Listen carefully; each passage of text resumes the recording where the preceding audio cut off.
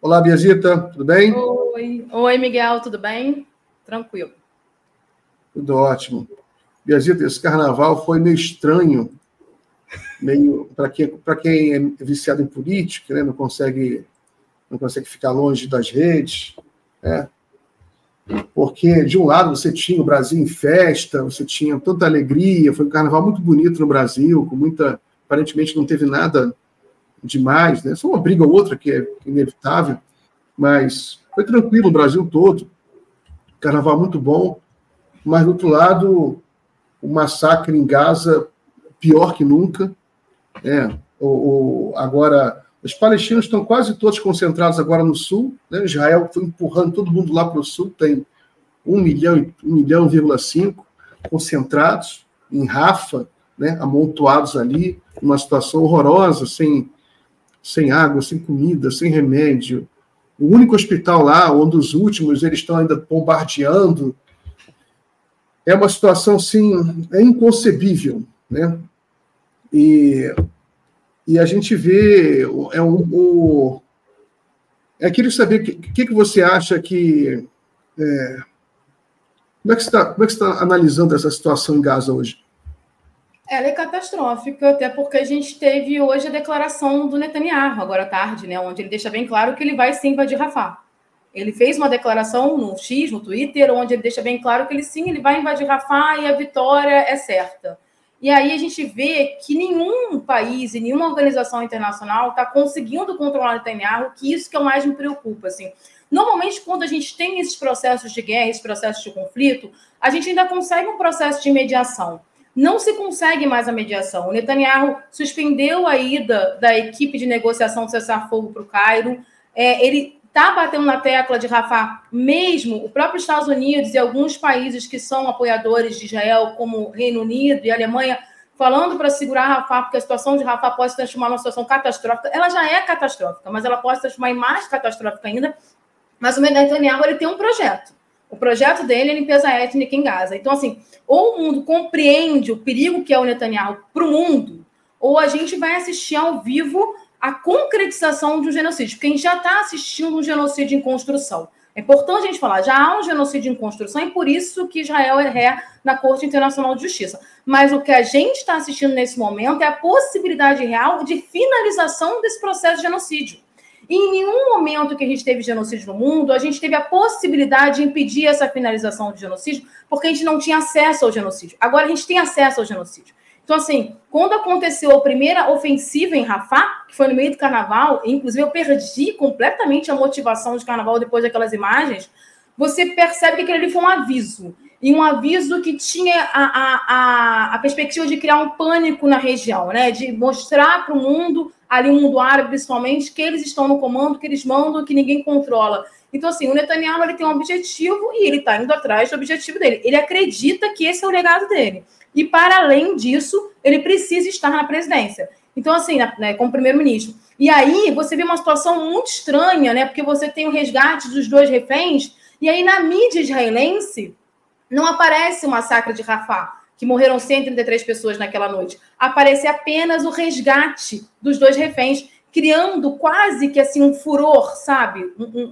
Uma dissociação cognitiva completa, como se aquelas mortes palestinas valessem a pena para se retirar aqueles 2 reféns. E ainda é uma história bem mal contada. Então, assim, ele vai em Rafah, ele vai tomar Rafah, não tem para onde ir. Eu ouvi essa semana um analista político falando, não, eles podem ir para o norte, por cento, não tem para onde ir em Gaza. Toda a estrutura física de Gaza está destruída. Então, assim, a gente não está falando uma possibilidade de local. O único lugar que eles teriam a sair de Gaza, e não tem como sair, e mesmo que se for sair, aí você está concretizando o processo de limpeza étnica. Então, assim, ou o mundo para o Netanyahu, ou o Netanyahu vai concretizar o seu genocídio, e aí depois o peso não vai ficar para o Netanyahu, o peso vai ficar para a população israelense. Historicamente, o peso vai ficar na população israelense, que talvez, pelo furor interno, ainda não tenha compreendido efetivamente a maneira como o mundo está olhando para eles. E não é boa, não é nem um pouco boa.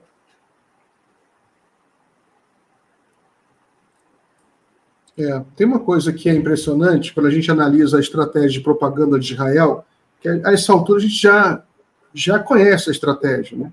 É, por exemplo, divulgar a imagem de um túnel qualquer, né, que ninguém saberia onde é. Aí mostra um túnel, mostra um banheiro no túnel. Olha só, eles têm um banheiro, tem um túnel com um banheiro aqui, um banheiro horroroso, mas um banheiro de luxo que, né? Ou seja, eles estão bem bom, o Hamas está bem bom enquanto os palestinos estão morrendo. E aí, né, todo aquele ecossistema pró-Israel, tá vendo? Eu queria entender qual é a correlação que tem achar um túnel. Inclusive, você lembra que teve uma entrevista de um ex-premier de Israel que fala, não, Israel construiu muitos túneis na faixa de Gaza. Eram bunkers de proteção. E qual o problema de ter túnel? Né? Ainda mais se você tem primeiro, você pode ser construído por Israel, de confessar que construíram. Segundo, se você tem uma região bombardeada durante 50 anos, é mais que natural que se construa túnel, até para proteger alguma infraestrutura, né? E para trazer mercadoria, porque se você tem um embargo, porque a gente sabe, Gaza sofre um embargo, né? Não é um embargo como Cuba, que é um embargo referendado, mas é um embargo que Israel faz, e a gente sabe que isso é feito. Se a gente olhar os guetos da Segunda Guerra Mundial, eles tinham túneis para passar produtos para as pessoas terem algum tipo de alimento, ou algum tipo de produto interno. Então, assim, ter túneis é uma característica de um grupo social que está marginalizado. Então, assim, não há problema em ter túnel, mas isso faz parte de toda a historinha que é para contar para Israel. Só que o que está ficando muito complexo é que só quem é de Israel, ou quem faz parte dessa extrema-direita mundial, né? Trump, Bolsonaro no Brasil, né? Que passa por esse processo quase de lavagem cerebral mesmo, acredita nessa argumentação. Porque, assim, o grande problema do Netanyahu hoje em dia é que a gente tem a internet propagando todas as informações. Então, quando ele avança em Rafah, ele acreditava que não ia ter imediatamente imagens. E as grandes imagens que vão virar símbolos nos livros de história são do massacre de Rafah. Então, você tem uma continuidade de imagens, de informação, que não adianta o trabalho de marketing israelense, ele não consegue desfazer mais isso. E aí o Netanyahu já sabe disso. Então, para ele, só vale a pena a opinião pública israelense. Porque é essa opinião que pode tirar ele do poder e, consequentemente, colocar ele na cadeia em uma situação de que ele sai do poder, porque tem vários processos. Então, ele precisa agradar esta opinião pública. E aí, estranhamente, um dia anterior que tem o massacre de Rafah, tiveram duas pesquisas eleitorais que mostravam que o primeiro-ministro estava muito mal nas pesquisas. E aí, logo depois que acontece, ele resgata 2 reféns e massacra a população. E aí, as informações que a gente recebe é que o povo israelense ficou em êxito, finalmente, algum resgate, alguma coisa assim. Então, ele está trabalhando efetivamente para o seu público. O problema é que ele está desmontando toda a ordem internacional. Quando ele não respeita a ONU, quando ele cria aquela falsa acusação contra membros da agência de refugiados, quando ele não dá crédito nem aos Estados Unidos, porque se sabe nos bastidores dos Estados Unidos que há uma dificuldade de diálogo com o Netanyahu, ele está desfazendo toda a estrutura internacional pós-Segunda Guerra Mundial. E qual é o problema de se desfazer disso? Ela era boa, ela era muito falha, mas ela ainda controlava algumas coisas. Quando você desfaz essa estrutura, nenhum país vai seguir nenhuma regra internacional, nenhum tratado internacional, nenhum país vai seguir Genebra, a Carta da ONU, nada disso, porque não precisa seguir. Não precisa, porque não vai acontecer nada com ele se ele chegar a invadir aquela territorialidade. E isso acontece no momento onde você tem os países do sul global começando a fazer um certo levante de imposição de vontades. Então, a forma de controlar essa imposição de vontades vai ser através da barbárie. Barbárie é essa que foi inaugurada por Israel. Então, é muito complexo o que vem daqui para frente. E a própria ONU alertou todo mundo no início da semana. Vamos entrar num período de trevas. E é isso que vai acontecer. Você mencionou a questão da agência humanitária para a Palestina, desenvolvimento. Estou até pegando aqui que a sigla é UNRWA, né? É a Agência para Refugiados na Palestina, a maior agência humanitária operando na faixa de Gaza. Ela tem mais de 30 mil funcionários, é uma das principais distribuidoras de remédios, alimentos, água na região. E você viu um golpe muito sujo de Israel, que é acusar essa agência de vínculo com o 7 de outubro, com o Hamas. Depois saíram várias reportagens dizendo que as acusações seriam meia dúzia de funcionários ligados, uma agência com 30 mil funcionários. Né? E depois mostrou que não tinha prova. Né? Era um blog de um fanático que falou isso. A gente já comentou sobre isso, né? Só que isso teve desenvolvimento, porque essa agência está sendo asfixiada financeiramente, os Estados Unidos cortou os financiamentos, alguns países europeus, mas, sobretudo, virou virou uma propaganda de Israel, né? Porque fica... Então, essa agência continua operando, o governo Lula decidiu ampliar os recursos para essa agência, então já vira uma guerra de propaganda dentro do Brasil, porque aí os setores pró-Israel no Brasil começam a atacar o governo Lula, dizendo que o governo tem vínculo, o governo está dando dinheiro para o Hamas. Né? É um jogo muito sujo, e você tem ainda a grande mídia, ainda ela está presa nessa lógica, né, da propaganda da máquina de guerra de Israel.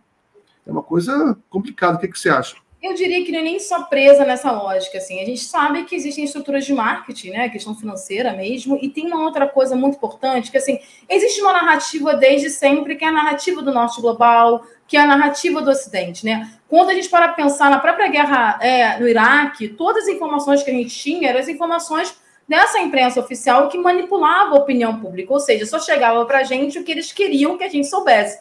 E aí ela continua nesse modelo pré-internet, nesse modelo pré-rede social, onde ela passa uma informação que não é que é uma informação mentirosa, mas ela tem retalhos de verdade. Né? Ela é uma pós-verdade muitas vezes. Ela vai passando retalhos de verdade, ela apresenta uma falsa polarização, uma falsa... uma ideia de que, não, os dois lados estão errados, como se fosse o mesmo nível de agressividade. Ela conta muito mais um lado, a história, marginaliza o outro. Então, assim, é o que eu sempre falo, a imprensa brasileira, apesar do Brasil ser um dos grandes líderes do sul global, a imprensa brasileira, ela é norte global. Então, o que acontece é que ela está passando uma narrativa que é a narrativa que acontece na Alemanha, nos Estados Unidos, na França, no Reino Unido, mas essa não é a narrativa verdadeira. E hoje o brasileiro ele tem acesso a uma narrativa verdadeira. Então, por exemplo, quando o governo Lula fala que vai aumentar a verba, inclusive para a agência dos refugiados, por mais que a extrema-direita tentasse virar essa história, as pessoas não caíram tanto, porque, assim, independente dos lados, as pessoas estão morrendo de fome, as pessoas não podem morrer de fome. Morrer de fome é ruim, o brasileiro sabe como a fome é ruim. Então, assim, você tem uma imprensa apresentando uma versão dos fatos, que é a versão oficial do norte global, num país sul global, onde as pessoas começam a acordar para, será que essa informação é real? Eu vou buscar outras fontes, e elas acabam indo para as redes sociais e encontrando, de uma certa forma, fontes muito verídicas, porque são fontes com imagens, com vídeos. Você não tem como confrontar vídeo e imagem de um massacre com narrativa.